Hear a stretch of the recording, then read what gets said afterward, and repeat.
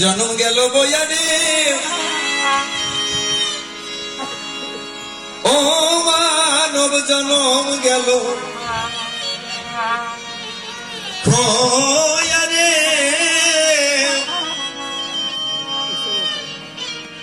জাগর বার্তা এইবার করে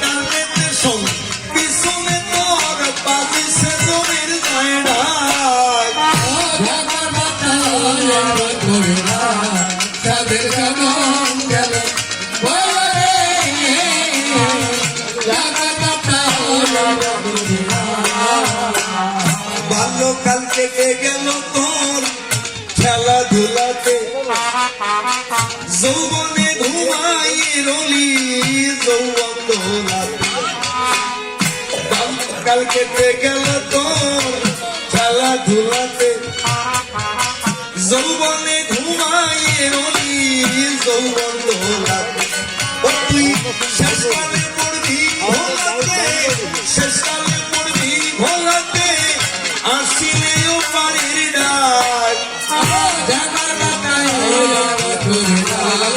সাদের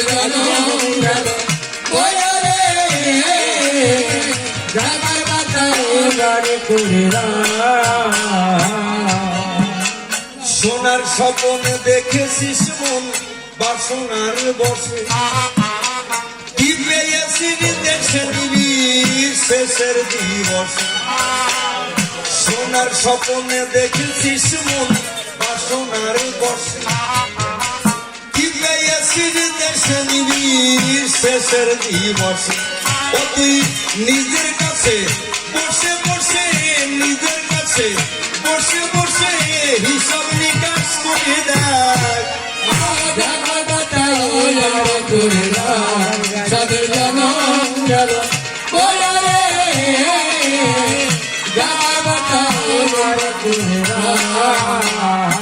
আছেন তো বিজ্ঞজন নীরব থাকবেন সর্বজন কবি কাব্যের বেচা কেনা করিতে দুইজন। আমি যে গানটা দিয়ে শুরু করেছি খুলে বলি আপনাদিকের কাছাকাছি। এই গানটা রচনা করলেন কি মরমী কবি, ভাবুক কবি, প্রেমিক কবি প্রয়াত বিজয় সরকার মহাশয়। উনি ওনার গানের ভিতর লিখলেন সাদের জনম গেল বইয়ারে সুখের জনম গেল খইয়ারে যা কর বার্তা এইবার করে রাখ। ও তুই কান পেতে শুন পিছনে তো বাজিছে জমের জয় ডাক যা কর বার্তা এইবার করে রাখ। এর পরবর্তী এই গুলিতে লিখলেন সোনার স্বপ্ন দেখেছিস মন বাসনার বসে কি পেয়েছিস দেশে নিবি শেষের দিবসে। ও তুই নিজের কাছে বসে বসে হিসাব নিকাশ করে দেখ যা করবার তাই এইবার করে রাখ। বাবা ইসলাম শাস্ত্রে ডাক দিয়ে বলছে তাই আমাদের এই মানব জন্ম নাকি একবারই হয়। আবার হিন্দু শাস্ত্র কিন্তু একই কথা কয় এই দুর্লভ মানব জন্ম পেয়ে এসব বোঝাই কইয়ে যদি কেউ এই জন্মটাকে সার্থক করতে পারে, যদি কেউ গোবিন্দের চরণে নিজেকে সমর্পণ করতে পারে পরিবর্তন না তার আর পৃথিবীর বুকে কখনো আসা যাওয়া থাকে না। তাহলে আমরা যে দুর্লভ মানব জন্ম পেয়েছি বলে বলি আপনাদিকের কাছাকাছি আমরা এখান থেকে চলে যাব। এই পৃথিবীর মায়া ত্যাগ করে কিবা হিন্দু কিবা মুসলমান কিবা বৌদ্ধ কিবা খ্রিস্টিয়ান আমাদের সবাইকে চলে যেতে হবে। আমরা এটা জানি। তারপরে আমরা কি করছি? আমরা সুখের সংসার করছি, আমরা সংসারে সোনার স্বপ্ন দেখছি, কিন্তু পরিবর্তন না। আমরা যে সোনার স্বপ্ন দেখছি, আমরা সংসারে থেকে নিজেদেরকে বিলিয়ে দিতে চাই, একটা জিনিস কিন্তু আমাদের মাথায় এখনো ঢোকে নাই। আমি যে সংসারে থেকে সোনার স্বপ্ন দেখছি, আমার এই স্বপ্নটা জীবনে কোনোদিন বাস্তবে রূপ দান করতে পারবে না। আমি শুধু স্বপ্ন দেখে গেলাম, সবাইকে শুধু আপন আপন করে পেতে চেয়ে গেলাম। আমার বাবা আপন, আমার মা আপন, আমার স্ত্রী আপন, আমার সন্তান আপন, আমার ভাই আপন। কিন্তু বিচার করে দেখুন তো, এই জগতে কি কেউ আমাদের আপন? আমি করি বর্ণনা না, এই জগতে আমার কেউ আপন না। যদি বলেন না আমার বাবা আপন, না আমার বাবাও আমার আপন না। আপনারা বলতে পারেন ব্রিটিশ বাবা কি বলছিস, বাবাও আপন না? না, আমার বাবা কোনোদিন আমার আপন ছিল না। আজকে কিছুদিনের জন্য আমার আপন হয়েছে, উনিও আমার আপন থাকবে না। এই সংসার নাটকের রঙ্গমঞ্চে দাঁড়িয়ে আমরা অভিনয় করছি মাত্র। এখানে অভিনয় করছি, আমার যিনি আমার বাবার ভূমিকা অভিনয় করছে, ওই ব্যক্তির সঙ্গে আমার আগে কোনো যোগাযোগ ছিল না। আমাদের এই ইসামতিত যাত্রা, আমরা যাত্রা শুনতাম, দেখেছেন? আমার গতকাল এখানে যাত্রা হয়েছে, বাবা গণেশ পাগলকে নিয়ে যাত্রা হয়েছে।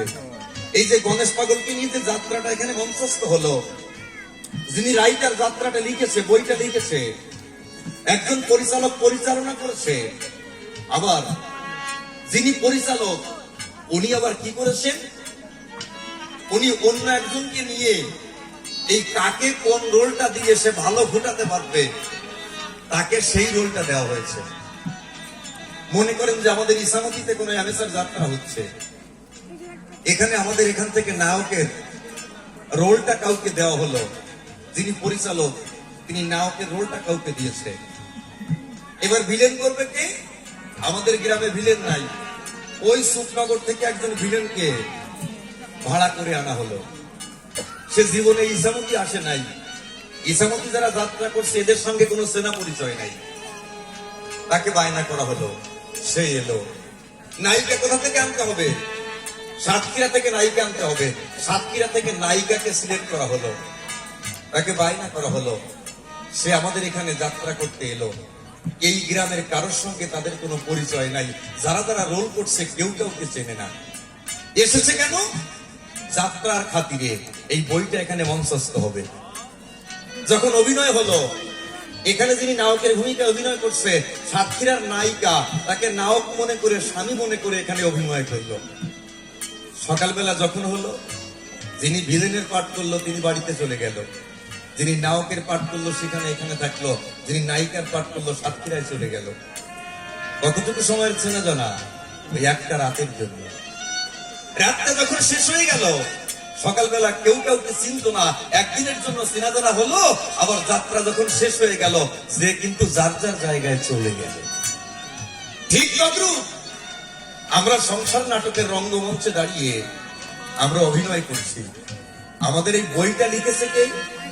স্বয়ং সে ঈশ্বর বা আল্লাহ। উনি লিখেছেন এই বইটা, উনি ডিরেক্টর, উনি ডিরেকশন দিচ্ছেন, উনি রাইটার, উনি লিখেছেন।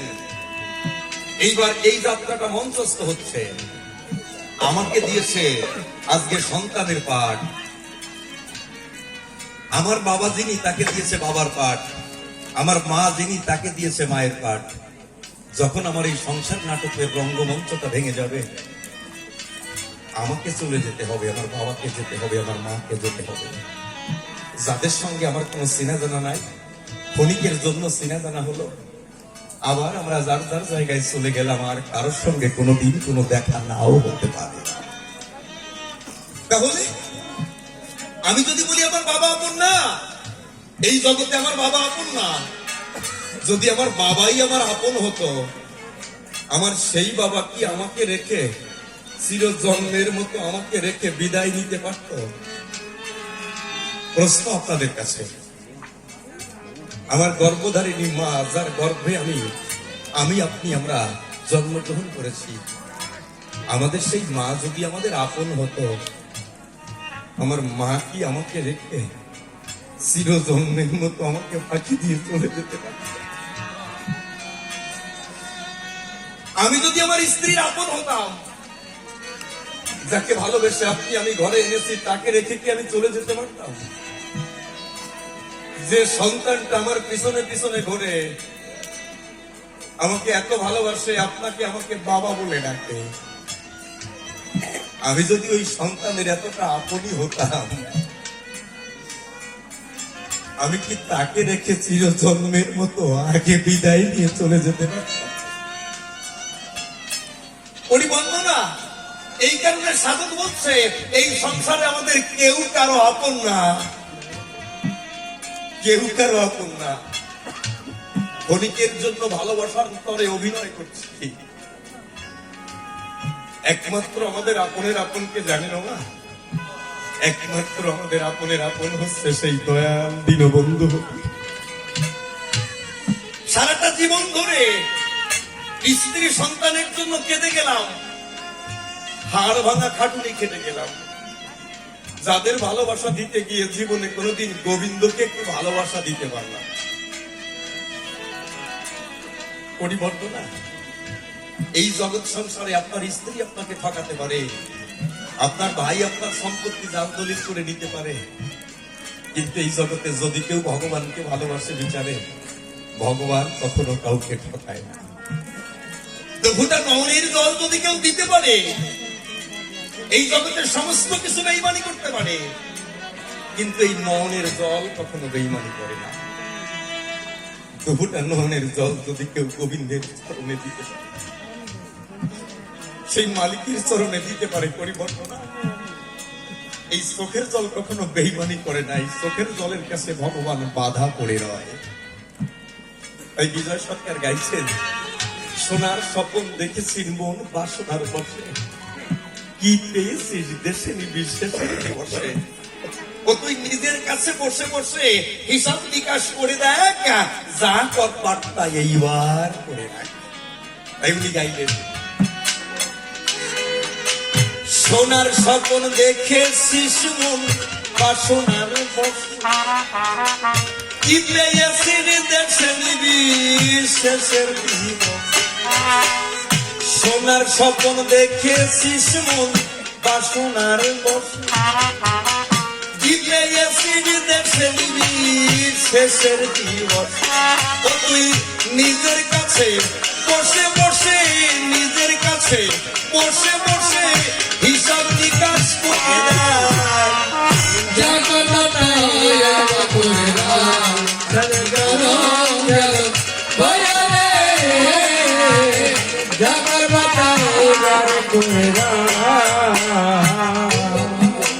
দুর্লভ মানব জন্ম এলো খোদাই, যা কিছু স্বভাবের অভাব লহ পুরাই। দুর্লভ মানব জন্ম এলো খোদাই, যা কিছু স্বভাবের অভাব লহ পুরাই।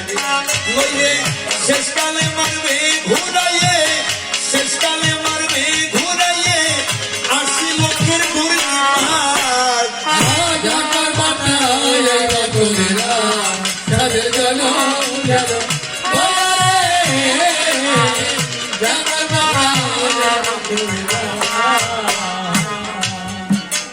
বিজয় বলে দিবরা চুমন বিষয় বৈভবে, স্বার্থের নেশায় দিশে হারায় আত্মগৌরব।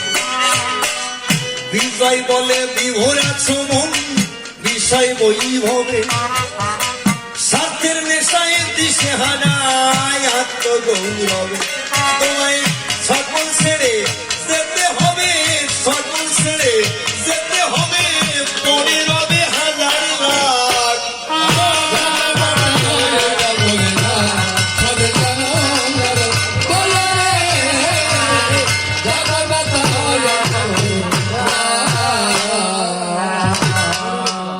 অমাদ্রা শক্তি মহাকালী লহভক্তি পুষ্পাঞ্জলি দিয়ে মোরে স্বরূপের দর্শন দৈবী সম্পদ অধিকারী আমি তো হতে পারি, তুমি করলে চিত্ত আকর্ষণ। দেব দেবী আছে যত সবার পায়ে আমি না তো, হোক বিশ্বে বিশাল রসাল, দাহ বিশ্বে প্রেম বন্যা, যত তব সমপুত্র কন্যা প্রণাম্য থাকুক চিরকাল। কোথায় প্রীত পঞ্চানন জ্ঞানী করি জ্ঞানাঞ্জন, সলা পায়া চক্ষু করো দান, আমি অতি অভজন অন্তরে মোর আকিঞ্চন, অন্তিম কালে পাই যেন ওই চরণ দুখান। মন শিক্ষা করতে গেলে অনেক সময় যাবে চলে, টপ্পাখানি সূত্র তুলে আসরে হয়েছে দণ্ডায়মান। অন্তরেতে আসে বাবু, তার সমস্ত প্রশ্নের জবাব দেওয়ার চেষ্টা করবো। তবে প্রশ্নের জবাব দেওয়ার আগে কি বলি, আপনাদেরকে পুরোভাগে অন্তরেতে আসে পাবো, একটু গুরু বন্দনা করে নেব। জানি গুরু আশিস নিলে সিঁড়ি অজ্ঞানতা যায় দূরিয়ে, হৃদয় মাতারে জ্ঞান সূর্যের হইবে উদয়। তাই তো গুরু আশিস নিয়ে মাঠে দাঁড়াবো এখন কাব্য সভাতে, কাব্য যুদ্ধে দেবো আমি হানা, যেন জ্ঞান বুদ্ধি পাই সুগভীর, হই যেন এক বিজয়ী বীর। এই আশীর্বাদ দোয়া আবার করবেন সকল ভক্তজনা। গুরু আমার জন্মদাতা, পীযুষ গাইন মোর পিতা, বাবা তুমি আমার কথা নাও, তোমার ওই আশীর্বাদের হাতটা তোমার সন্তানের মাথায় দাও। ভাট দিয়েছি পিতা মাতার পায়ে, তাদের করুণায় এইটা সুন্দর মানব দেহ পাই। করি বন্দনা, পিতা মাতার করুণা না হলে আসতে পারতাম না ধরা তলে, করি বন্দনা। এই কারণে শাস্ত্রে বলছে, পিতার মাতার চরণ পূজা না দিয়ে কোন সন্তান যদি ফটো পূজা দেয়, ভগবান ওই ফটো পূজাতে কখনো সন্তুষ্ট নয়। সবার আগে যদি কেউ পূজা পায়, সে হচ্ছে এই পিতা মাতা জগতের করে বলিয়ে সবাই। শাস্ত্রে কি বলছে, পিতাকে ভক্তি করো, পিতার সঙ্গে প্রীতি করো, জগৎ জুড়ে যিনি আছে তিনি মা। মা এবং মাতৃভূমিকে ত্যাগ করে যে ধর্ম করবে, তার ধর্ম পুড়িয়ে ছাই হয়ে যাবে। পিতা স্বর্গ, পিতা ধর্ম, পিতাই পরমন্তক, পিতরি প্রীতিমাপন্নে প্রিয়ন্তে সর্ব দেবতা। এই জগৎ সংসারে যত দেব দেবতার পূজা আমরা করি, আমার বাবার পরে সমস্ত দেবতা, আমার বাবার আগে কোনো দেবতা নাই। জননী জন্মভূমি স্বর্গাদপি করিয়সী, জননী এবং জন্মভূমি স্বর্গ থেকে শ্রেষ্ঠ। ইসলাম শাস্ত্রে ডাকতে বলছে, তাই এই জগতে বেহেশতের চাবি হচ্ছে আমার মায়ের হাতে, মা ফাতেমার হাতে। পরিবন্দনা, মায়ের চরণ সেবা না দিলে সেই ব্যক্তি জীবনে বেহেশতে যেতে পারবে না, পারবে না, পারবে না। এখানে দাঁড়িয়ে আরেকটু বলতে চাই, আমি দেবো তার সত্য পরিচয়। এখানে কি বলছে, রামচরিত মানুষে বলছে, রামচরিত মানুষ, রামচরিত মানুষে বলছে যে জীবদ্দশায় যদি কোনো সন্তান পিতা মাতাকে ভগবান জ্ঞানে পূজা না দেয়, মৃত্যুর পরে লক্ষ টাকা খরচ করে যা কিছু করি বিচারে করি বন্দনা, ওতে 4 পয়সার কোনো মূল্য হয় না। এটা আমার কথা না, কথাটা বলছে রামচরিত মানুষ, গ্রন্থটা কিনে পড়ে দেখবেন। আরো কি বলছে, পিতা মাতা জীবিত থাকতে বিচারে করি বন্দনা, পিতা মাতার চরণ পূজা না করে যদি কেউ ফটো পূজা দেয়, ও সব কটা নরকে যাবে, একটাও মুক্তি পাবে না। উচিত কথা কও, যাওয়াইতে হোক। বর্তমান যার জন্য রামের মা, তারে আমরা চিনতেছি না, যার জন্য পৃথিবীতে এলাম তাকে আমরা কেউ চিনছি না। তাই করি বন্দনা, যত দেব দেবতার পূজা করি, যা কিছু করি, এর সবার আগে কিন্তু আগে আমাদের পূজাটা করা উচিত কার, আমার জনম দুঃখিনী মায়ের এবং আমার বাবার। তাই পিতা মাতার চরণ পূজা দেওয়া হলো, অন্তরেতে আসে পাবো। এইবার আমার দীক্ষা গুরুর, আমার গুরুদেবের পরিচয়টা দেব। এই জগতে যিনি আমাকে মন্ত্র দান করেছে, তিনি আমার দীক্ষা গুরু। তিনি কে? ধীরেন্দ্রনাথ গোস্বামী। এই গুরুদেব, তুমি আমার কথা বলবে, তুমিও কৃপা করে এসে আমার হৃদ মন্দিরে আজকে তোমার সন্তানকে আশীর্বাদ দেবে। আমার দীক্ষা গুরুর পরিচয় যখন দেওয়া হলো, এবার গানের গুরুর কথা বলা ভালো। এই জগতে যার কাছ থেকে দীক্ষা গ্রহণ করে এগুলো বলি আপনাদিকের ধারে, এই কবির জগতে এসেছি বর্তমান, তিনি হচ্ছে কে? আমার গুরুদেব শ্যামল সরকার বলি আপনাদিকের বিদ্যমান। আমার গুরুদেব হচ্ছে শ্যামল সরকার। গুরুদেব, তুমি আমার কথা লবে, কৃপা করে তোমার ওই আশীর্বাদের হাতটা তোমার সন্তানের মাথায় দেবে। তবে এখানে আসলে আমার দাদা বসে আছে, তারও কিন্তু আমার জীবনে, এখানে সুনীলাল কাকা আছে, শ্রীবাস কাকা আছে, ইনাদের অবদানও কিন্তু আমার জীবনে কম নয়। এই সুনীলাল কাকা, স্বর্গীয় রবীন, আমার রবীন জামাই, আমার শ্রীবাস কাকা, আমার ভোলানাথ কাকু, পবিত্র কাকু, এই গ্রামের সমস্ত লোকজন যদি আমাকে সেদিন এই দীপঙ্কর দাদার সঙ্গে আমাকে একসঙ্গে গান করবার সুযোগটা না করে দিত পরিবন্দনা, আজকে ব্রিটিশ বাংলাদেশ ভারতে ব্রিটিশের নামটা কিন্তু প্রচার হতো না। তাহলে সেদিক থেকে বিচার করলে এখানে এই যে আমার দাদা আছে, ইনাদের সবার চরণে, আমার সবার দাদা আছে, সবার চরণে আমি ভক্তিপূর্ণ প্রণাম নিবেদন করছি। আপনারাও সবাই আমাকে, আমার স্যার আছে, আমার দাদা আছে, সবাই আপনারা আমাকে আশীর্বাদ করবেন। তো যাক, এই সমস্ত কথা বলতে গেলে অধিক সময় যাবে চলে, অন্তরেতে আসে পাবো। আজকে বিশেষ কিছু প্রশ্ন দিয়েছে আমার দীপঙ্কর দাদার বাবা, যিনি আমার শ্রদ্ধ জ্যাঠামশাই, তিনি আমাদের এই এলাকায় যারাই কিন্তু বাবা শাস্ত্রজ্ঞ মানুষ ধরা হয়, তাদের ভিতর কিন্তু উনি একজন। যেহেতু উনি একজন রামায়ণের শিল্পী ছিলেন, রামায়ণ গানটা উনি রামায়ণ সম্পর্কে বা গীতা সম্পর্কে, ভাগবত সম্পর্কে যথেষ্ট জ্ঞান রাখেন। তাই আজকে আমার বিপক্ষের সরকার মহাশয় যিনি, আমার শ্রদ্ধ কাকা বাবু প্রশান্ত বাবু হলেন তিনি, উনি যখন ডাক দিয়ে বলেছে তাই আজকে কি বিষয়ের পরে আলোচনা শুনতে চান, আমার জেঠা মশাই ডাক দিয়ে বললো তাই আজকে সব জায়গায় গীতা গীতা হচ্ছে, গীতা পাঠ আজকে গীতার পরে আলোচনা হবে, গীতার যে সূক্ষ্ম নিদর্শন গুলো আসরের পরে তুলে ধরতে হবে। তাই আমার বিপক্ষের সরকার মহাশয় যিনি, আমার কাকা বাবু হলেন তিনি, আজকে কল্পনাতে নিজের প্রসন্ত নামটা পরিহার করে নারদ মুনি নাম ধরে বিচারে আমাকে করেছে গোলকের গোসাই। আজকে তিনি নারদ আর আমি কে? আমি কৃষ্ণ ভগবান। তবে করি বললো না আমার নারদ জিনিসটা তো একবার খারাপ না, নারদ কিন্তু একের জিনিস। যদি কোনো বাড়িতে স্বামী স্ত্রীতে ঝগড়া বাঁধে, বলে বলি সবাই বিক্রি বাঁধে, ওই বাড়িতে যদি থাকে একটা আটালা গাব গাছ, দোহাই নারদ নারদ কইয়ে কনিষ্ঠ আঙ্গুলে খুঁতখুঁড়ি দিয়ে ওই গাব গাছে 3টে দাগ কেটে দেবেন, পরিবন্দনা 24 ঘন্টার ভিতরে স্বামী স্ত্রীর মুরগি জড়াজড়ি আর থামবে না। এটা হচ্ছে নারদ নামের গুণ।